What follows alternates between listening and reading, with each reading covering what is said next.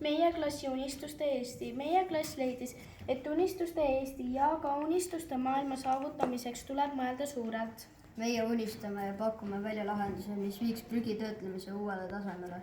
Paljud on näinud tänavatel ringi sõitvaid roboteid, millega saab tellida poest toitu. Mis saaks aga siis, kui loodaks sarnased robotid, mis sõidaksid tänavatel ja looduses ringi ning korjaksid kokku vedeleva prügi? Seejärel, kui robot on kasti prügi täis korjanud, liigub see edasi jäätmejaama. Jäätmejaamas tõstetakse kõik kastid liinile ning sealt edasi liigub see ümbertöötlusesse. Suurim erinevus tänapäevaste ümbertöötlemiste oleks selle muutmine turvaliseks ja puhtaks aatomkütuseks.